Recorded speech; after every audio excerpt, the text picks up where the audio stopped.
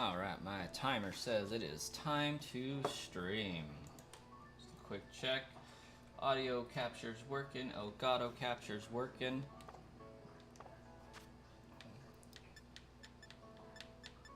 I'm not connected to the online. Theoretically, I should be spawning, I believe it's Elegant today on my side.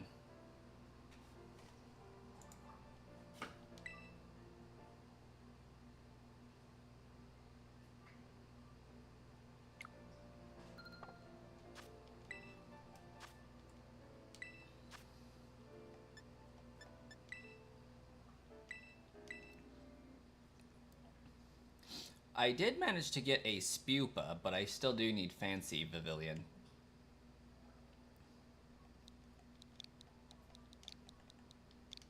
While I've been waiting to do this, well, after I got done with the stream last night, I was able to find a shiny Garden Vivillion and another shiny Scatterbug that I evolved into Spupa.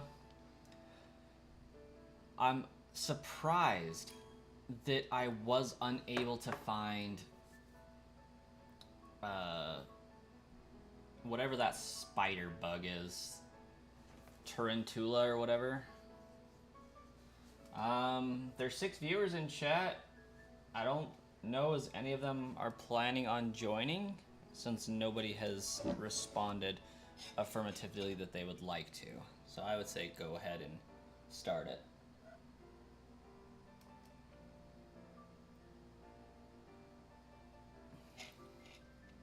Yeah, at least as shiny form for sure.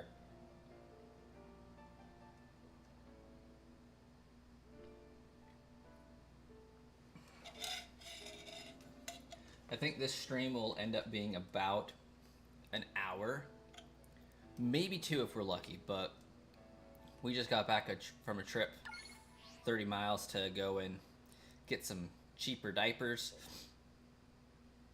And Baby Coin was falling asleep in the car, so we put him down for a nap. I doubt he'll take a 2-hour-long nap because he hasn't eaten recently, so. Astro, or Astrio, day's going pretty well. Hopefully yours is also.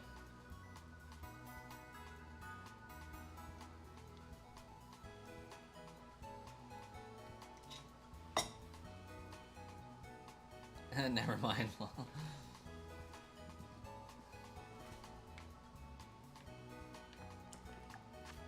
hey, my sandwich is still active. Is this?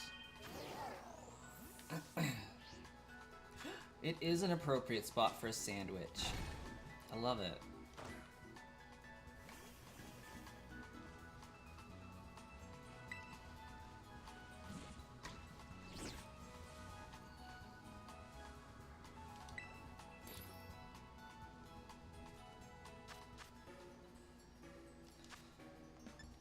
Let's see if 3rd time's the charm and I end up finding the shiny first. I have a Japan, Tokyo, specifically. So that should be Elegant. A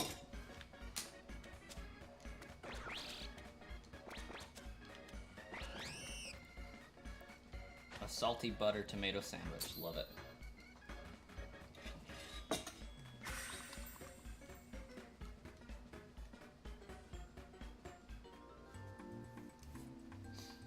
Tokyo should be Elegant, because there's only 2 that spawn in Japan, and that's Elegant and Tundra. And Tokyo is not far north.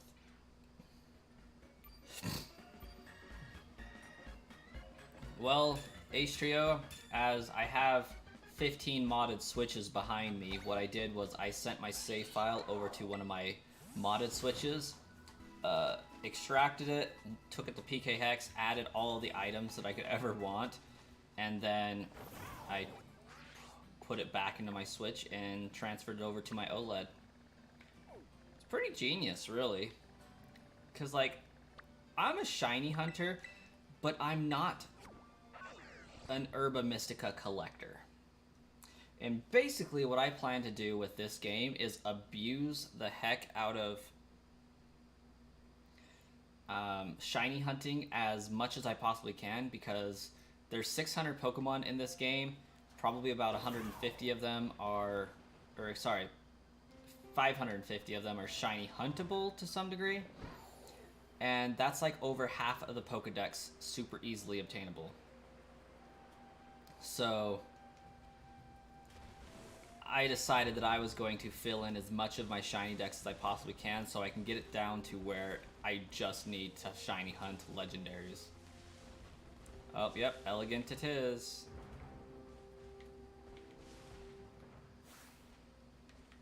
Nice.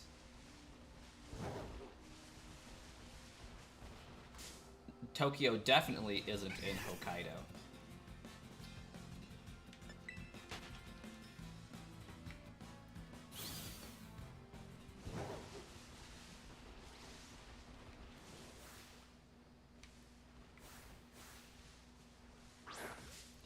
Yeah, Tokyo's like the middle south part of Japan.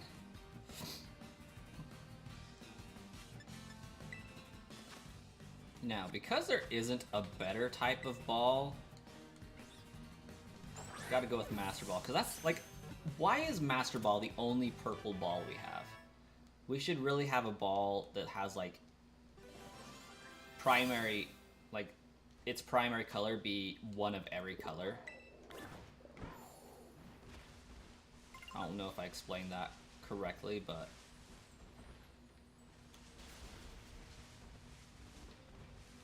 we should have one ball of every color. There we go.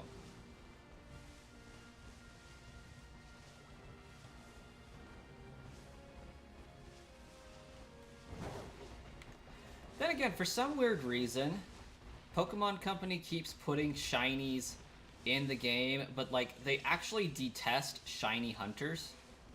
They don't want people to shiny hunt. They want people to enjoy the game for its story, but like you would think that they would really encourage shiny hunting, especially with the sandwiches, but like there's a different rationale behind the sandwiches. You would think that they would want people to be shiny hunters because it's more hours playing their games, right? It's more enjoyability playing their games. But no, they actually hate the idea of shiny hunters. And the reason why we have Herba Mystica for improved shiny hunting is because they essentially want to make shinies not coveted. They are trying to inflate shinies or deflate them. I don't know which would be the term, but shinyflation has been thrown out there by several YouTubers.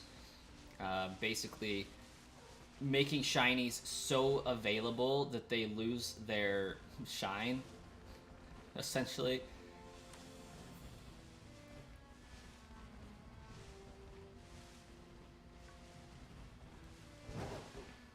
So that people will focus more on the story. But like, it's stupid, because you would think the story only has so much replay value, right? Like, you can only do so much with it. It's not like I'm gonna start over and play again, especially with Sword and Shield. Oh my gosh, Sword and Shield's story was an atrocity. And this game had very little impressive story for replayability either. Like, once you figure out where all the Pokemon are at and how to beat all the gym leaders, the game is essentially useless outside of shiny hunting. Or competitive battling online, which they would also probably like to push, since it uses their online status. But basically, like, the entire gimmicks behind Pokemon these days is get people online and get them to stay online so that they have to have Nintendo Network online.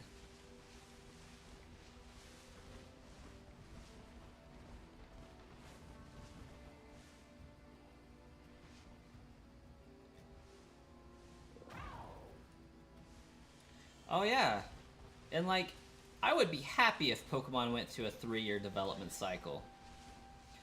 Like, yeah, people complained about Zelda having a long development cycle, but it was a dang good game when they came out.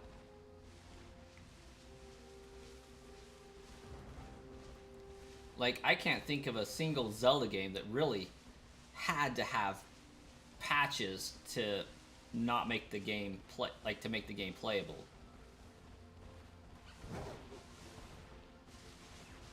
Really, any patches that Tears of the Kingdom had recently, it was because they're like, oh, people are having fun with our product, glitching items into the game outside of what we anticipated. We can't have that. Let's fix the glitch. It's like, no, that glitch wasn't breaking people's games, it was making the game super enjoyable. But it cut your playtime down. Well, yeah, because we didn't have to grind to get stupid crap. It was wonderful.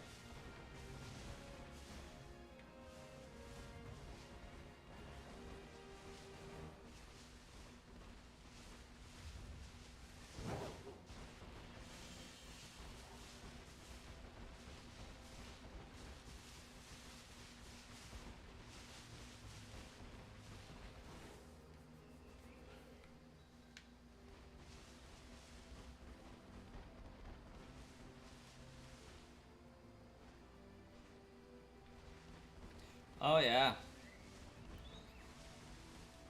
Especially knowing a little bit about programming myself, like, when things aren't working right, they're not working right. And it is often hard to figure out why it's not working right.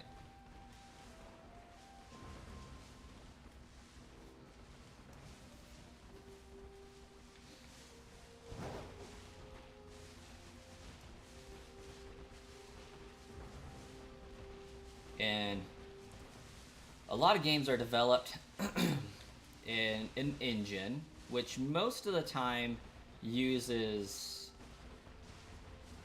C++. And from dabbling in C++ and also dabbling in Java, C++ is not as intuitive as Java is when there's an error. Like, from what I remember programming with C++, it did not tell me what my errors were exactly, or where they were. Like, it would say, like, approximately line this is where you're screwing up, but it wouldn't tell me why. Java has it down to, like, no, you need an extra equal sign here, you need an extra less than sign here.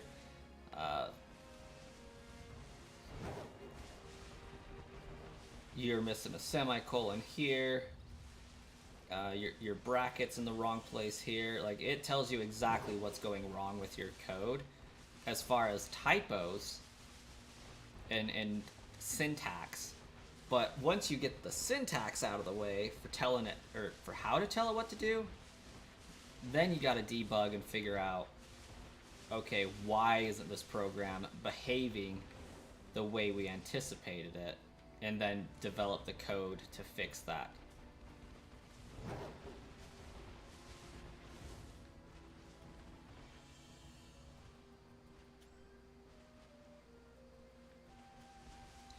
Oh, it probably will. Yeah. They're like, hey, sorry about our crappy development of this game. That, I hope they go back to using Griezo. I feel like it's Griezo. For development of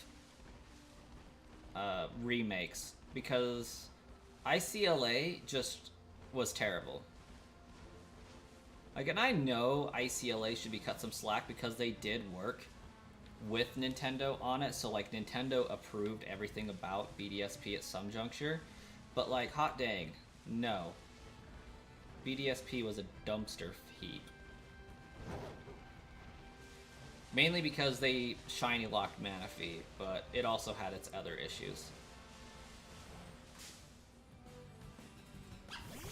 Stupid Pommy.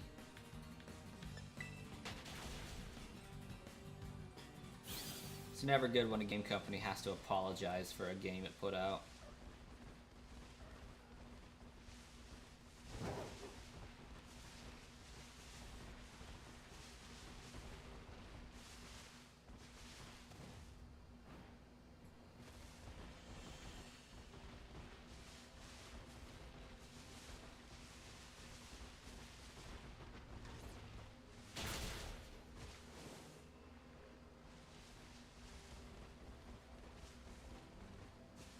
It was made in the Unreal Engine, which coincidentally made it so that it should have been able to have mods super easy, but like I didn't see that many mods come out for BDSP.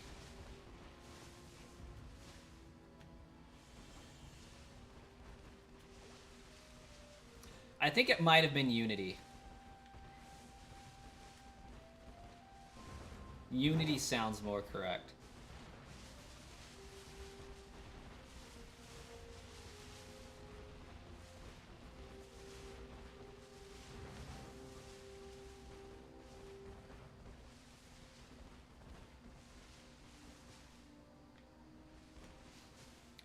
Either way, the purpose or point of that is that the game could have been so much better, and I think was terrible because it didn't utilize the engine behind it. Like, it could have done so much more.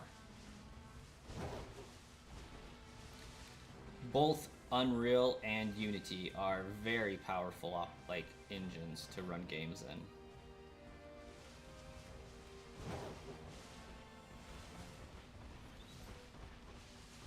And I don't know enough about programming to understand what exactly an engine is, but if I had to venture a guess, like, I would assume it's like the package that lists the rules and the laws behind how the code will operate under a given set of assumptions.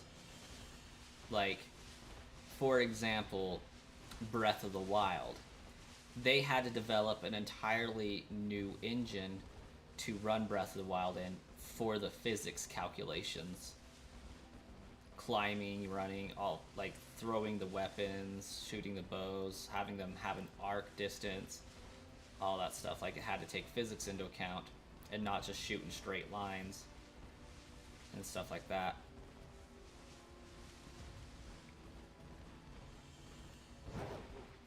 And an engine is a set of rules and laws already defined.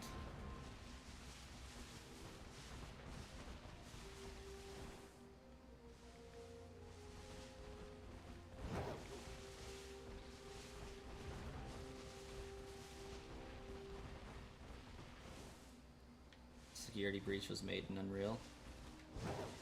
Good old FNAF. In other news, I think my kid got me sick. Right now, it's just like at the front of my head right here. I can feel my nose starting to congest a little bit, and I can feel my throat starting to have drainage and get sore. Luckily, I've never really be one to have a terrible cough. I've never really been one for that. So we'll see if I get what he had or if I just get sick in general.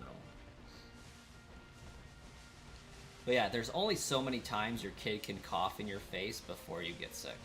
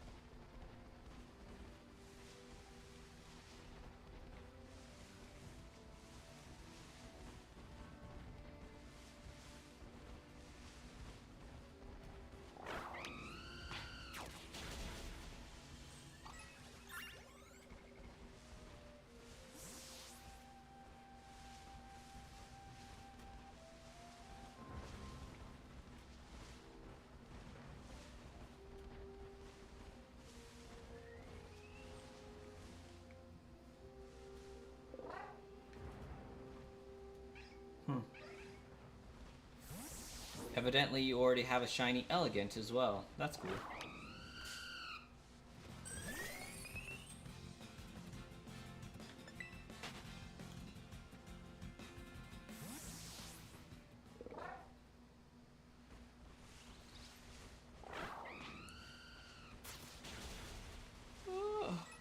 Yawn.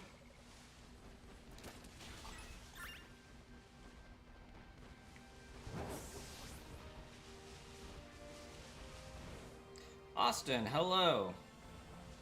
This time I'm not immediately canceling the stream when you pop in.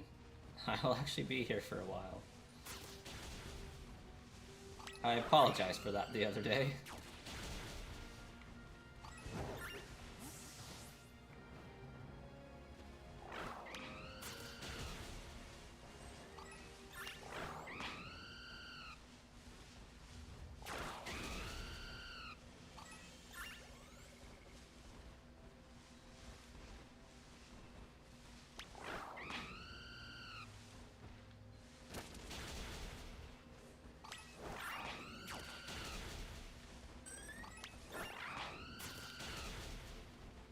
I have yet to play FNAF Security Breach, but I watched Markiplier play it, and it looked really fun.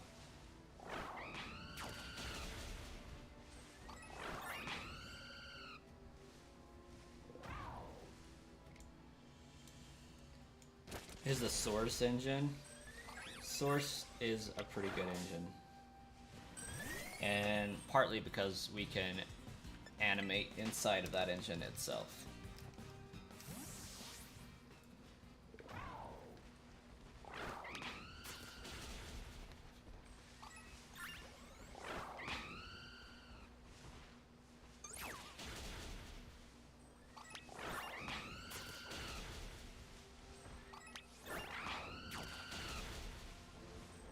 Supposedly killing like 50 or 60s improves shiny odds a bit, but I don't know if I buy that.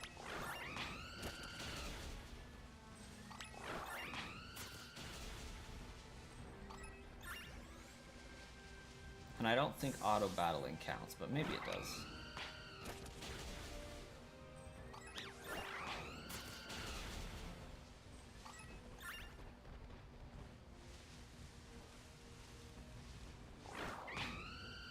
Jupiter, welcome. It's been like a while. Yeah, you good? Not a problem. But it is cool every now and then to see names that I know pop up. It's like, oh my gosh, it's been so long. I still remember that name. That and my streaming's just been super inconsistent anyways, so like, I feel like a lot of the blame is on me for that. The killing is only in outbreaks? Yeah, that makes sense.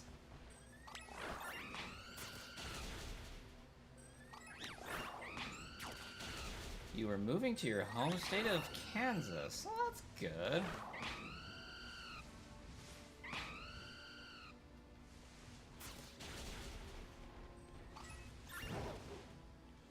Moving's a pain.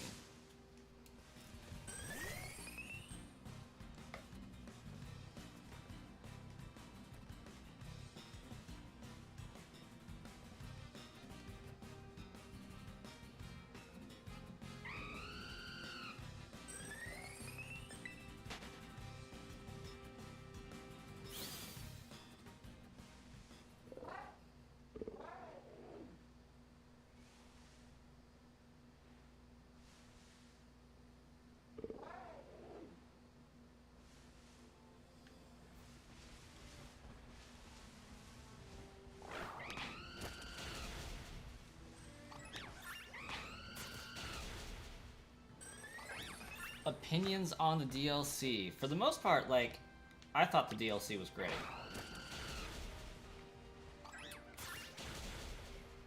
I feel like the story for the second part kinda went quickly.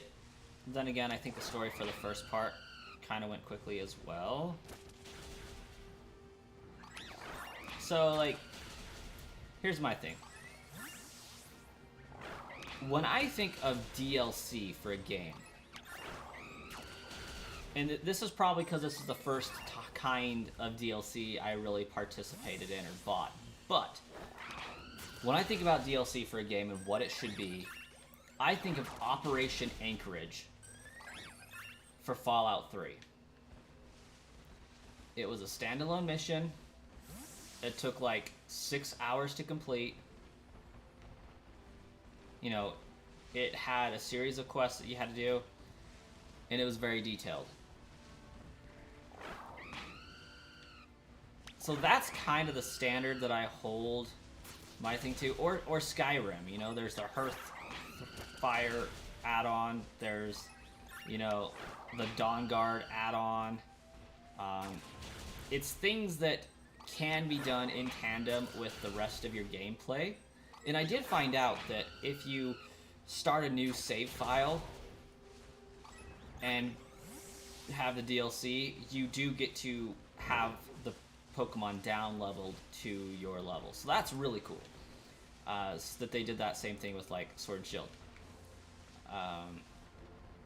Bringing Sword and Shield into the equation for DLC, I think Isle of Armor was fantastic. I loved Isle of Armor, great DLC. It had quests that you could do throughout the game, as you will. It wasn't dependent upon being the end of the story or the beginning of the story or end game content. You could do it at any point, have fun, whatever. And there was more to do. You had to come back. You know, you got the quest, you went and did the quest. You had to hang out with your Cubfu for a while, level it up a bit, take on this tower, then you can evolve it. And then after you evolved it, hey, you can actually make this thing a Dynamax, and then you go and get the Dynamax materials and get it Dynamaxed. I thought that was really cool. Kitakami, I feel like was more about the Dex expansion, and same with Blueberry Academy. I feel like they were more Dex expansions than added gameplay. Because, like, in the Blueberry Academy, it's like, okay, I have to go and battle 4 Elite Four members that I can easily trounce, and then battle Kieran, and then we get to go on a quest to get a legendary. That didn't really feel like DLC, that just felt like more work, you know?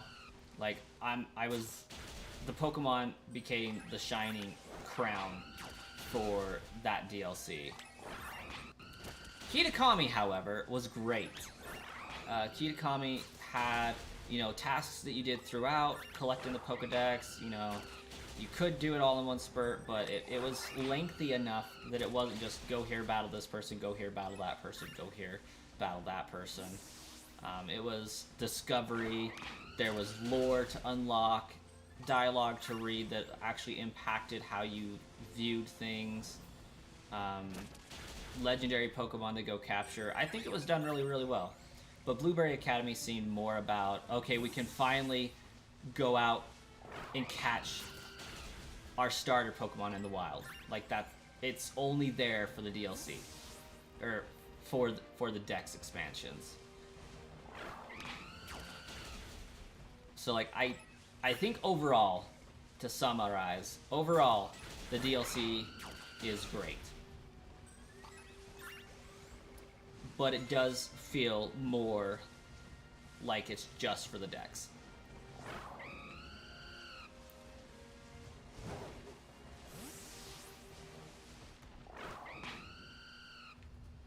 That having been said, I absolutely loved going to the land of Kitakami. Like, I just thought that was such a cool area.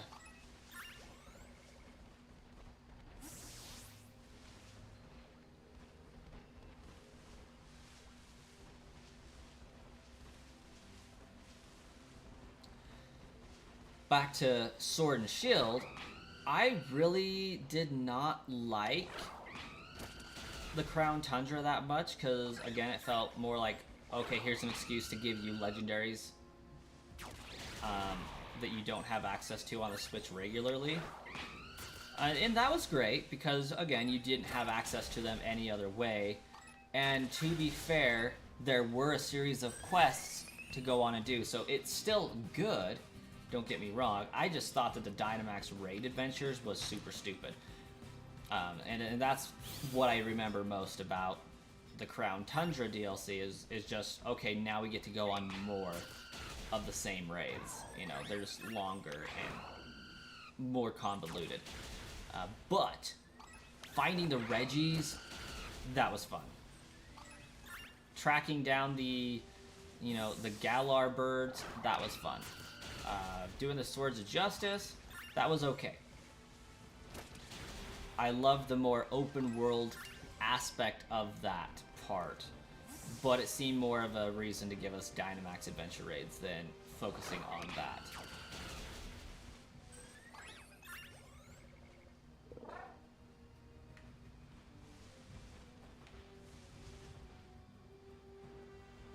You catch starters in Alola with the Island Scanner, and you could also do it inside BDSP as well.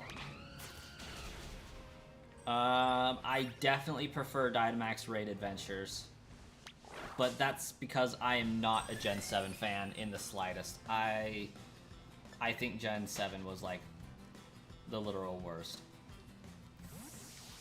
That having been said, I love the Pokemon for Gen 7. I thought a lot of those were bangers. Super great. I did not like the Island Challenge. I did not like the Totem Pokemon. And I did not like Team Skull. Guzma is an exception to that. Guzma was awesome. But I did not like Team Skull. I go back and forth on whether or not I think Gen 7 is the worst gen or Gen 8. Again, nothing wrong with the Pokemon. I love the Pokemon from each generation. Hop seemed like a How knockoff. And he is. He's basically the same. And I hated how forced the story is for Gen 8. So overall, I think Gen 8 is worse than Gen 7. Just because they forced a story that has zero replay value. But Gen 7 has major flaws to me in the lack of gyms and island challenges, which are basically gyms. I didn't think it was a good replacement for gyms. It was like the same crap, but different. And it's like, might as well just make it the same crap.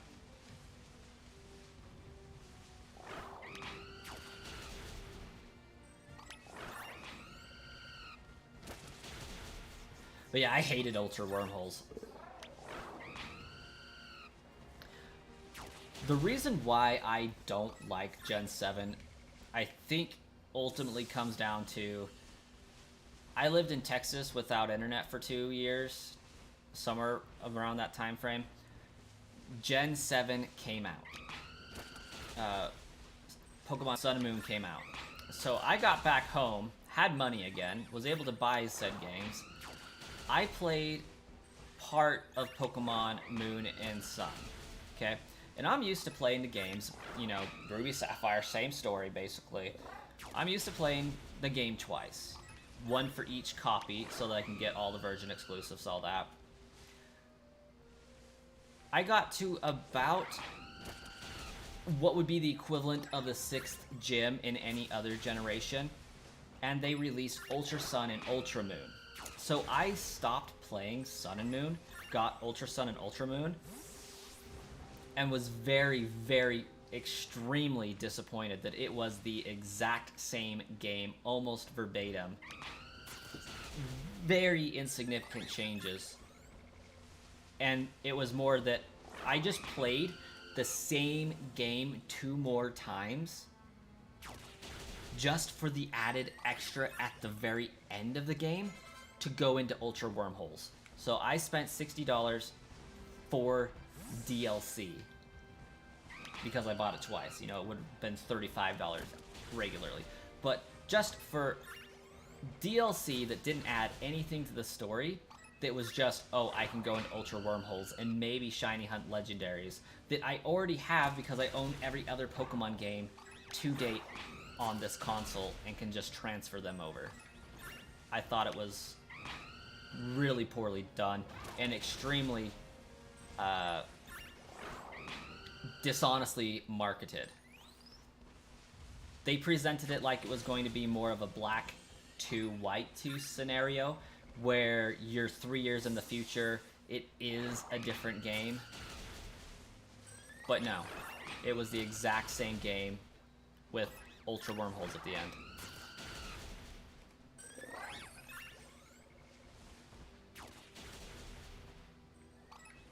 Gladian was pretty good. I liked Gladian. It was a little bit of a drama queen, though.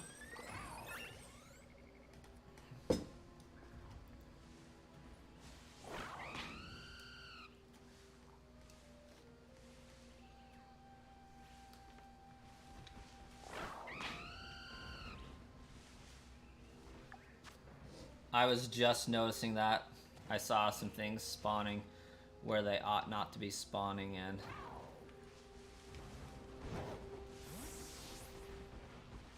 I can't believe it's been a half hour already. This is what happens when you guys get me going on about Gen 7 and Gen 8.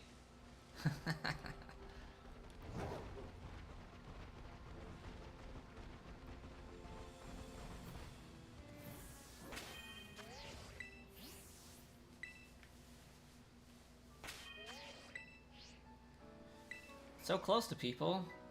Bruh. Is this far away from people? Or am I not going to be able to do it on the path?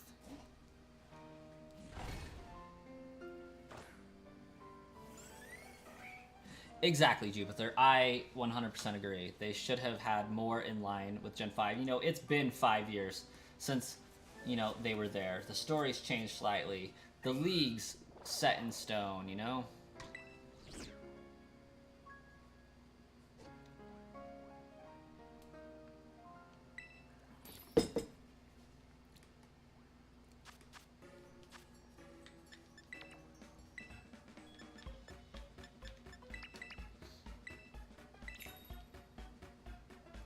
And I'm sorry, like, a lot of people say Gen 6 was the worst gen, and I can see why now, but for me, Gen 7 was just unforgivable with the DLC that they did, and marketing it as an entirely new game.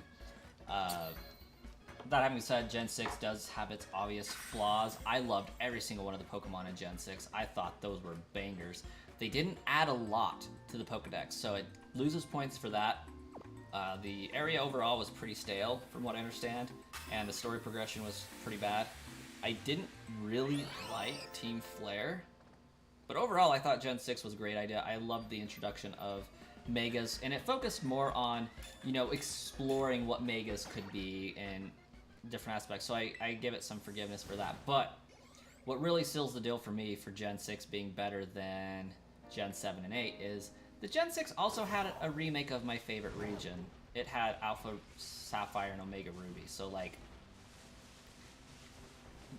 that to me you can't compete against, because those technically are still Generation 6.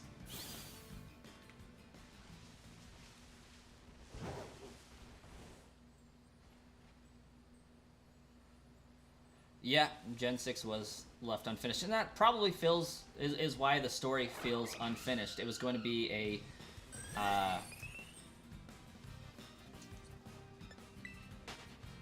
black and white 2 type scenario, and they just decided to push Gen 7 instead, perhaps a little bit too early, because they obviously couldn't get the Ultra Wormholes into Sun and Moon, and so had to market it as a second game a year later.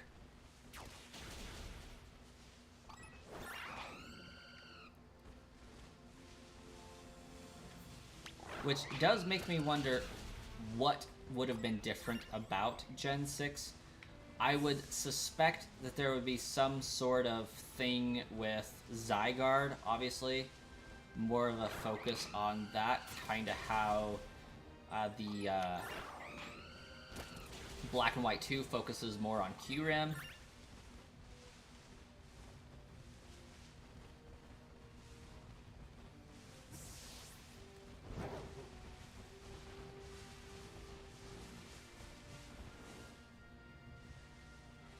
Follow the Gen 4 style. With Platinum, you mean? Which even still, like, Pokemon Z, it was so set up to be Pokemon Z, and extremely sad we didn't get that.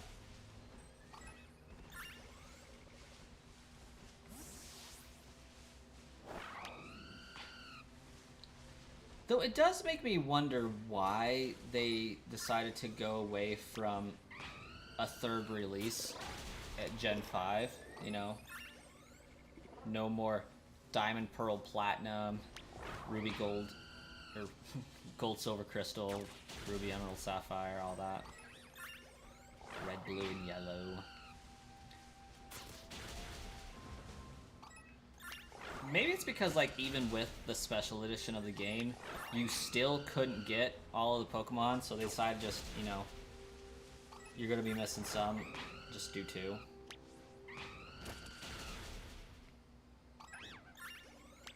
How they did end up doing Zygarde hurt you.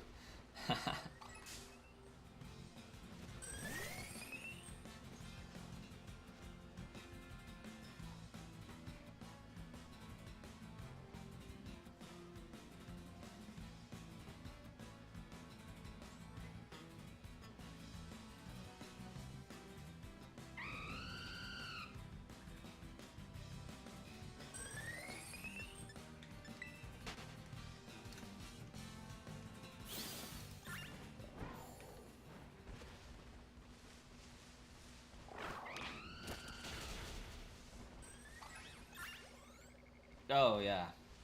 I don't think to this date I've still collected Zygarde on those games.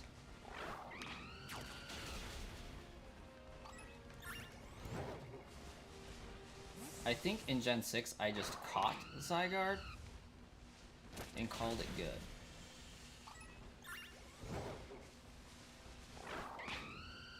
But I think it's just its snake form that I have. I don't have its... I don't think I have anywhere its completed form. Oh my gosh, that bird is useless.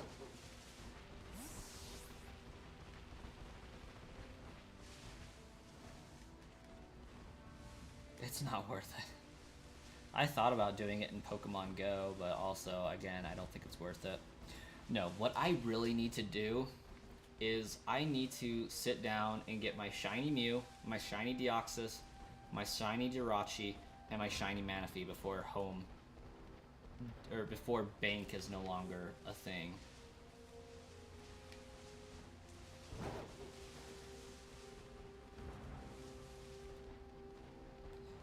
Like, I really desperately need to get those 4 Pokemon, because those are the only 4 that you have to get that way. Well, I guess, and shiny Celebi from,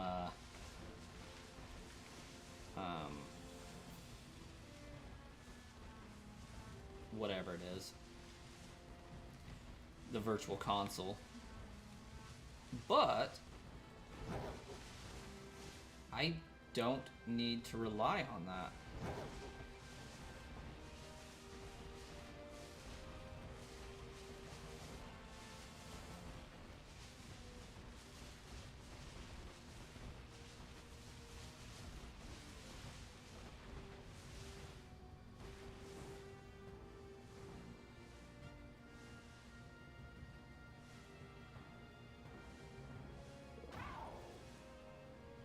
Haha, that doesn't surprise me.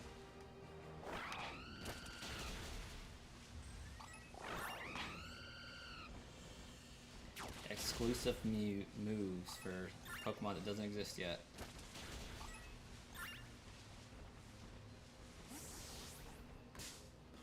Somebody was telling me the other day that you could get Kyurem in Pokemon Black and White, and I wasn't convinced.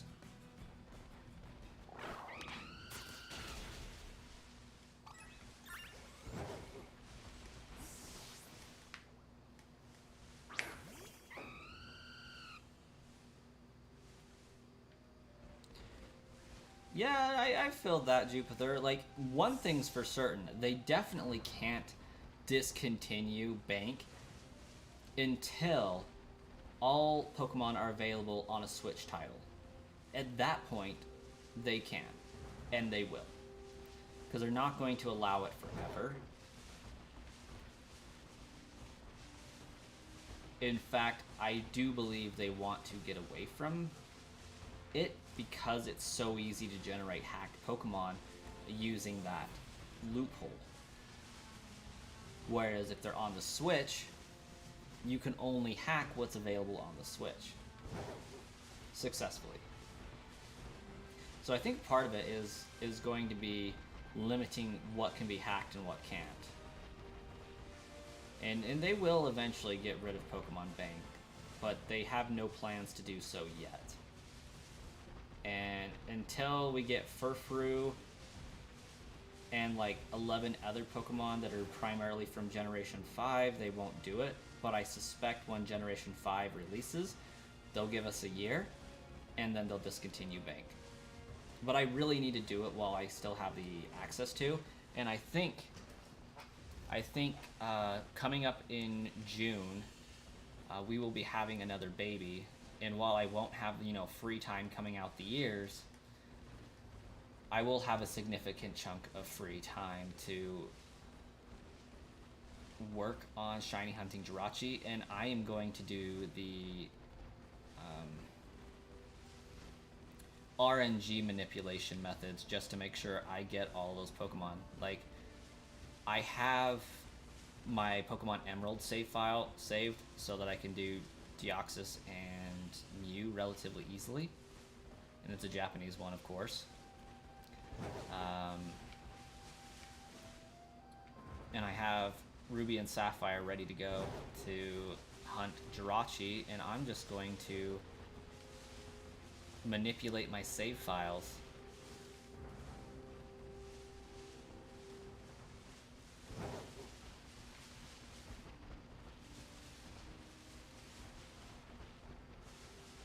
And keep putting them in and out.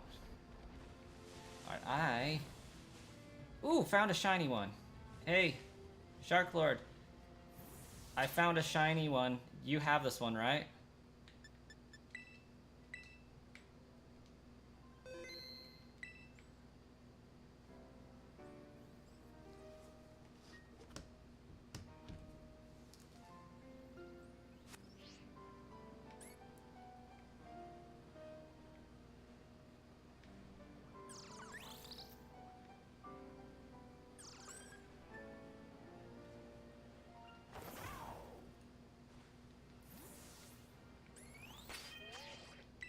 Yeah, you got it? Cool deal.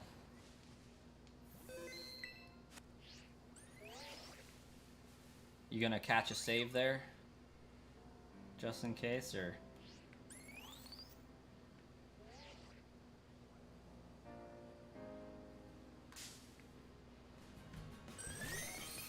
Nice.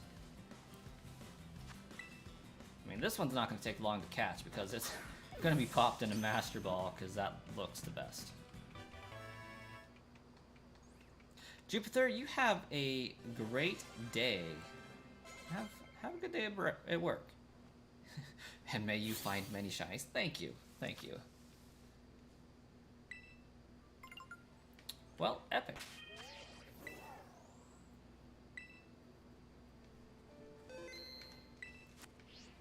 Got that one found. I guess now I'm gonna go work on my shiny Spupa while we wait for the sandwich to run out.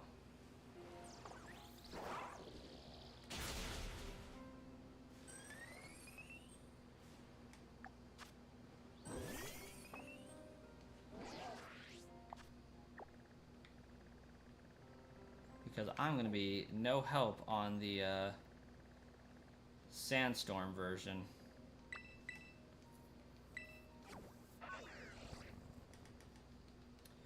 But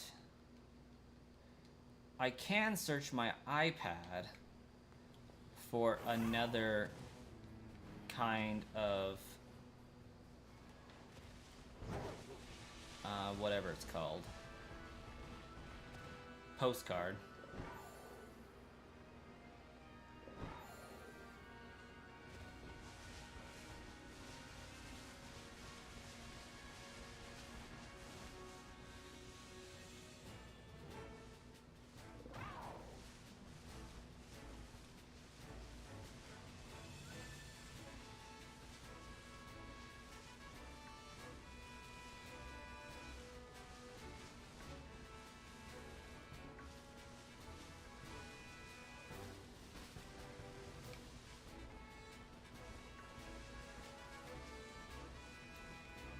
You would think that it would be super easy to find a shiny Tarantula or whatever the crap it's called.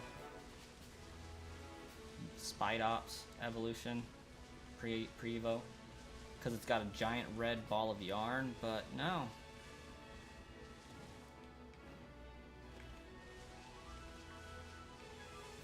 It has not been favoring me.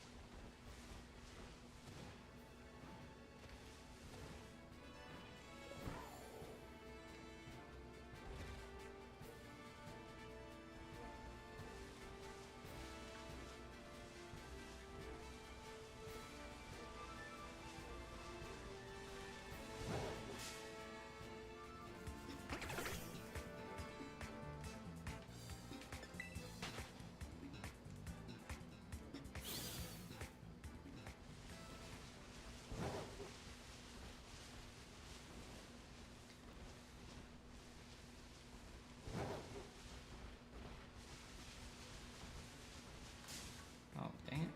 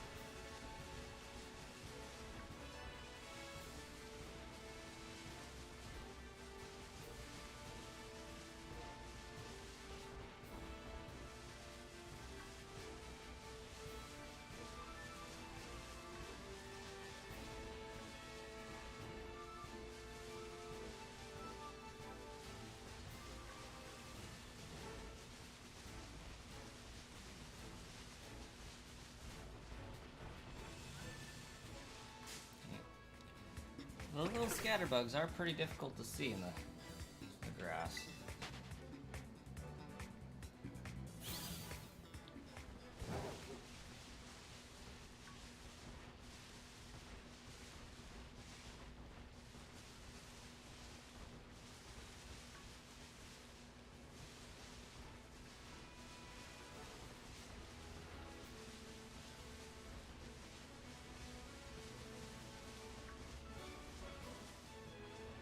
I do like the idea of Kyurem being ice type, and it's just an empty shell.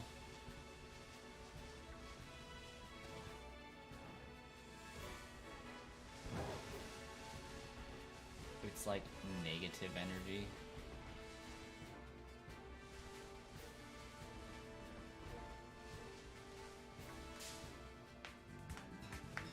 It does mildly annoy me though that you can't use the DNA splicer to fuse Reshiram and Zekrom back together with Kyurem.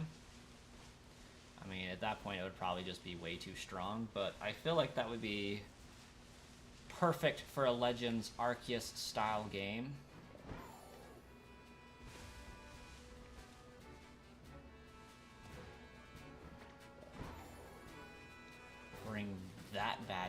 into existence.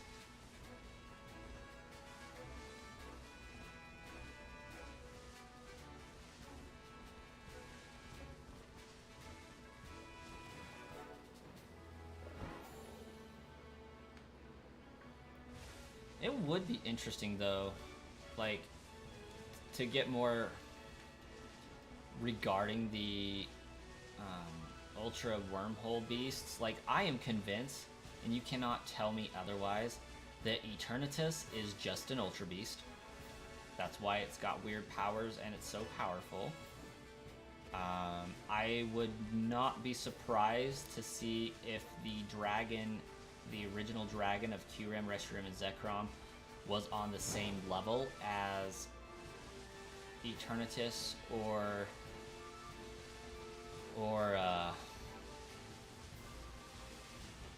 Necrozma. I don't know the most about the lore surrounding Necrozma, but I do know that it was like a light eater and was after Solgaleo and Lunala. I don't know if it ever was fused with them and then like it defused and caused the gaping hole. I'm just not familiar enough with its lore to know that or not. But I do know that it wanted to consume the light of Solgaleo and Lunala and was an Ultra Beast. It would be interesting if all of these super powerful Pokemon beings that are legendary tier status were Ultra Beasts in some way, shape, or form, with the exception of monsters previous to Generation 4, but also including Generation 6. Because there's something interesting that goes on with these legendaries. Okay. So, with the legendaries, Gen 1 doesn't really have, the most legendaries to work with. We know Mewtwo, it was man-made. Mew, it's kind of just there. It's the DNA source for all living Pokemon, quote-unquote. Then you got Moltres, Articuno, Zapdos. They kind of just powerful birds that represent their specific element. They have something to do with the balance of the elements in nature, as indicated by the Pokemon movies. When you capture them and mess with the balance of nature, weird things start to happen in the Orange Islands area, so they are deity status. Something about their physiology has a direct impact on the regulation and migration pattern of Pokemon and the world. So they are exhibiting some power in the known universe. Ho-Oh Lugia, if I remember right, Ho-Oh kind of monitors rebirth, given that it is a phoenix of sorts. Lugia helps and manages the weather trio. In that, I mean, it manages the 3 legendary birds of Kanto, also from the Orange Islands area, despite it being available in Johto. Don't know why, but they still seem to have an impact on the proceedings of the known world. And Empathetic Harmony, welcome, first time chatter over on Twitch. And then we get to Gen 3, where all of the legendaries, Deoxys excluded. Deoxys, I would also argue, is an Ultra Beast. It rides into Earth on a comet. It's not from Earth. We know this. We know Clefairy's not supposedly from Earth. It rides in on a comet, and they say that all Pokemon are from space. So all Pokemon could be Ultra Beasts in some sort, but I doubt it. A lot of them seem to be having effects, legendary-wise, on the world. The Weather Trio definitely has the most influential and substantial impact on the known world. Kyogre controls the seas, Groudon controls the land. Rayquaza governs the skies. And then we get to there's the Reggie Trio. Reggie Steel, Reggie Rock, Reggie Ice, representing different ages of man and the world. They could have been created by the world itself with energy of an age. We don't know. Given that there is an electric and a dragon age to represent those as well, I would say that it's a pretty good chance that they are man-made. And I swear in my Generation 3 times, I came across something that alluded heavily to the fact that the Regis were made by people, but that's not affirmed. So maybe they're just made by the age itself. Maybe they're made by Regigigas, and Regigigas is directly under Groudon in managing the land. He controls where the continents are placed. He physically, supposedly, drags the continents to and fro, wheresoever they are. And Silent Hall is saying the Regigigas created the Regis, which I would argue is the case, and I would support that as well. It makes more sense than humans somehow making Regidrago. But they deal with ages and time periods. They don't have the most effect on the known world, but they were something that the people heavily feared and sealed away for one reason or another. And then the legendary, like, the Pokemon from Generation 4, they created time and space, and Giratina governs the shadows or something. It's not exactly the afterlife. He makes sure that the dimensions are right and not being altered or something. Has an impact on the known world, all three of those. Latios from Gen 3, they do some stuff that monitors something, but they don't directly impact anything, but they still have something to do with it. And Wishmaker Jirachi has been around for eons, granting people's wishes, has a direct impact. Generation 5 does not. Like, I think Virizion, Cobalion, and Terrakion do something, but I don't remember enough about them to know affirmatively, like, what they actually manage. But the Swords of Justice do something. It just seems to be, I would put them in the same category as Zacian and Zamazenta. They come out to keep order when things become disorderly, but aren't a force of nature to actually... Their absence wouldn't do anything to the known world.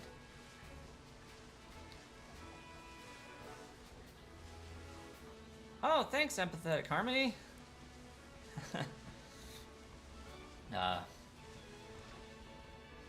Victini doesn't have a huge impact. Genesect, man-made. Kyurem, Reshiram, and Zekrom, they represent more of like a state of human being, an idea versus realism. Antimatter is what Giratina controls. Yeah, he corrects disturbances.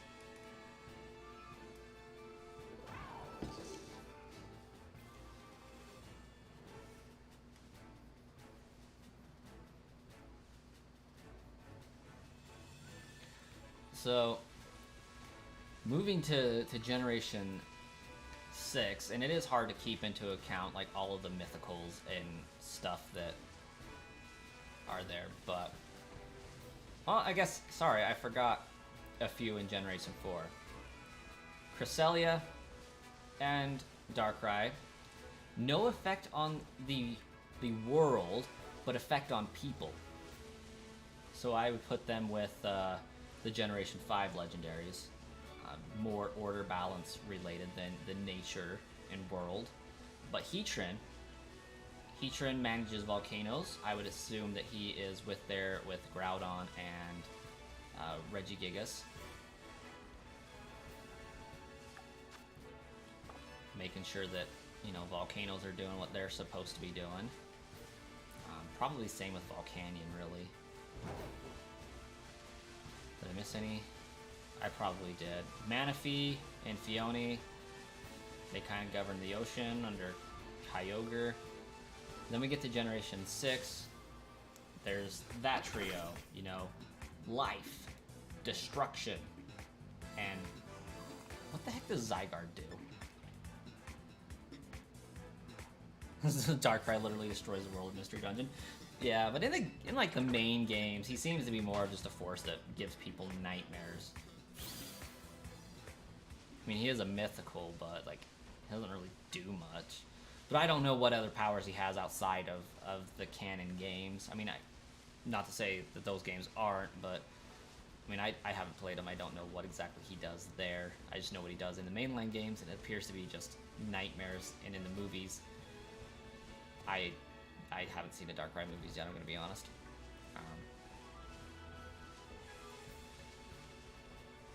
Generation 6 legendaries, there's, I feel like Heatran, Magearna, that was an ancient one. Generation 7, Ultra Beasts is what they are primarily, but there's some Tapus that crop up that I would put in the vicinity of the Swords of Justice and Latios, all that. Because like, while they don't control a portion of the world, they help people. They make people's lives more manageable. They're guardian spirits of guardian Pokemon of specific islands. While they protect the island, they don't govern the island. Hey Sharklord, you have a good one. I hear Baby Coin waking up anyways, so I will have to be leaving myself as well.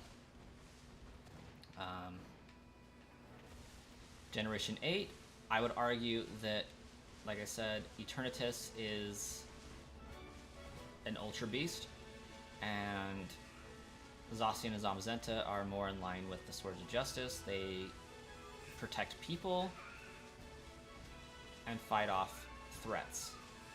And all this is to say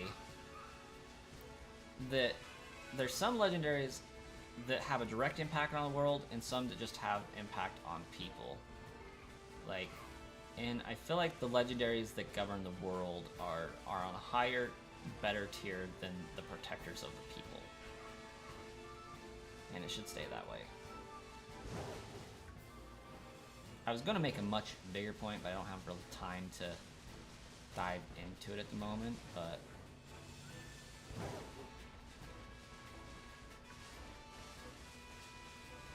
I guess the main part of that being is, I would say there's no way that the governors of the world could be Ultra Beasts in any capacity, because they are there from the foundation. They help organize the world. They are as resident as you can get to the world, not from an outside source.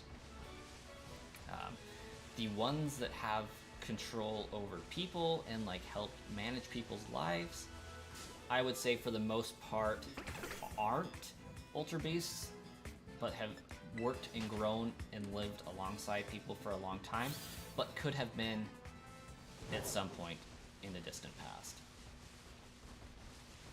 Hey Sharklord, you have a good one. And with that, the sandwich is up. We've been streaming for about an hour, 20 minutes. I think that's a good stream for today. Unfortunately, I wasn't able to stream last night. I am just too tired to have a late night streams, but I don't anticipate there being another stream tonight because it's 3:30. My kid's probably not going to go down for a nap at 4 because he just woke up, nor will he go down at 6, I doubt. So I'll be spending the rest of the day doing my homework for my programming class and getting week 4 done, because that's the week I'm on, and they haven't given me week 5 yet. I have like 3 problems left to do and a quiz, and I'm done with week 4, so it's going good. Week 4 of 18, almost done. Having a great time with that. I am fearful for the projects that will be coming down the line. Right now we've just been working on syntax. Week 5 and 6 are probably going to be project weeks to get a feel for a working program, and then I would venture to guess. Well, I know for a fact week 7 we're going into SQL, which is more of the server side of things. So we need to know how to make a program before that. Now we'll be working with the server side, connecting programs to a server, and that'll probably be a 5-week venture. And then we'll learn the last part, which is the database side. And, well, I guess more of a cloud-based server style for 6 weeks. And then we'll have to build a program that puts everything together. It's going to be exciting. So, given that I figured out the syntax for Java, I don't think that the syntax for server side is going to be too hard, nor cloud-based. It's just going to be more of the same, I hope, and then putting everything together, and I should pass the class no problem. But that's kind of my summary for the day. Very well. End of streaming. Catch you all later.